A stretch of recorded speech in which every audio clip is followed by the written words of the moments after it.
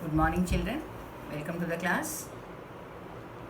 I hope you are going through the topics what we are discussing. Unless and until you go through, children, you will not be able to follow. Okay. And moreover, these are simple lessons, so you can get on. But later on, some complicated lessons are there. So you have to concentrate on what we are telling. And at the same time, on the same day itself, I want you to go through the books also. And one thing I want to specify here is textbooks are available means you buy, children. Don't see for the new edition, because every year we go for the new edition, but this year printing was not being done due to lockdown and all, so we might not get new edition books. So please, if they are available, buy them. Okay, because instead of seeing in the phone, see, other than that we can't do anything right as of now. But if textbooks are there, you better take the textbooks and read the lessons. I know how difficult it will be reading in the mobiles. Okay, so for the time being you go through like this, but if textbooks are there, children, go ahead buying the textbooks only, because regarding the notebooks and all, information will be given to you. Okay, that you have that.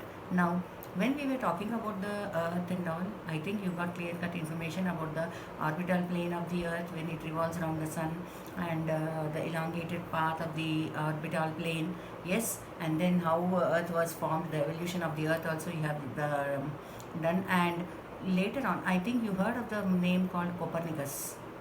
Yes, he was a person, he was an astronomer, he was a social thinker and all. So he proved, earlier there was a notion that sun will be rotating around earth or revolving around the earth, but it was proved wrong. It is called a sun-centered theory. Sun-centered theory means he proved that sun is in the center and all the planets are revolving around the sun. Okay, so it is constant. Okay, so now we will know about the formation of the earth, how it happened. And there was a many people proposed many theories, children, and it is a continental drift theory proposed by Alfred Wegener. Okay, he was a geophysicist and he came to a conclusion, that is, he proposed a hypothesis saying that once upon a time when the planet earth was formed, it was formed as a single piece of land, and that single mass of land was called Pangea. Pangea. Okay, the single mass of land was called Pangea, and it was surrounded by water. Okay, that is called as Panthalassa Ocean. Okay, it was called as Panthalassa Ocean. Panthalassa. Okay, so what happened is, as per him, it was a single mass. And I already told you all before also that in the earth's crust there will be lot of heat, and what happens is, due to that heat, the rocks will be in molten form, that is in liquid form. And what will happen, there will be plate tectonics, some rocks and all will be there which are colliding with each other, which are moving, and sometimes one will go above the other and one will go below the other, and sometimes they will collide. And what happens is, different types of pressures will be there within the earth's crust, and due to that type of pressure, the single piece which is called as Pangea was split and formed into different pieces. Okay, and when it was broken into pieces or disintegrated into pieces, the gaps were filled with water. That is how we have so many oceans and so many continents. Okay, so that is regarding the continental drift theory. Okay, and as part of that, the earth, we can take it as two parts. One is Laurasia and one is Gondwana. Okay, Laurasia comprises of the, you can just blindly take our northern hemisphere, children.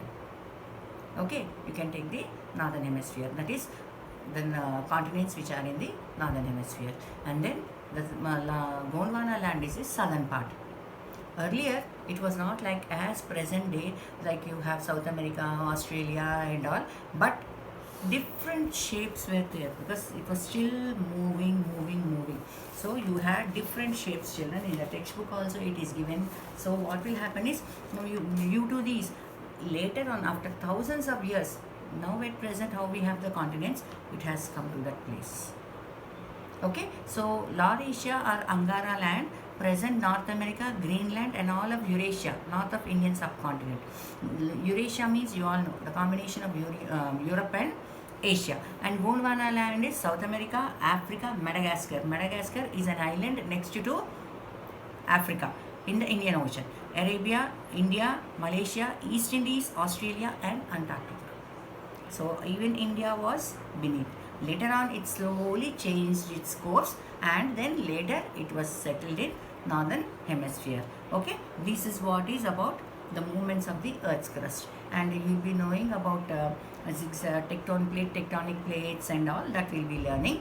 And as of now, you have learned about the evolution of the Earth. Then you have the continental theory, and then what is there about latitudes and longitudes. Also, we had a clear-cut discussion, and you know how to calculate the timings and all, isn't it? So now what I want you to do is, first you are maintaining a single book, isn't it? In that, put the lesson name, date, and then write about the internal structure of the Earth.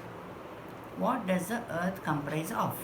Because that 100 kilometers, what I told you, the crust, 3 layers are there: crust, mantle, and core. So if it starts from 0, that is the surface of the Earth, up till 100 kilometers is crust. I gave you all that. And up to 6,700 kilometers you have inner core.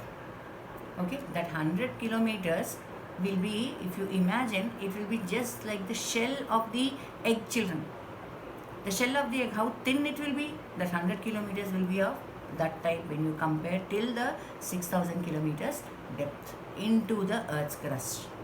Okay, so I want you to write down, first and foremost thing I want you to do, take the book, write down about the internal structure of the Earth. You just write down the internal structure of the Earth, 3 layers, one below the other, you just mention.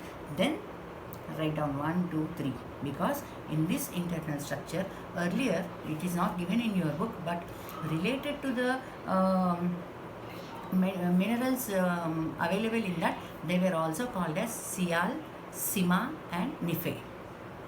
Sial means silicon and aluminium, Sima means silicon and magnesium, and later that is Nife. Nife means nickel and ferrous. Ferrous is nothing but iron. Okay, so like that, availability of minerals are also there. And this molten material which is there in the mantle, you all must have seen the lava erupting from the volcanic mountain.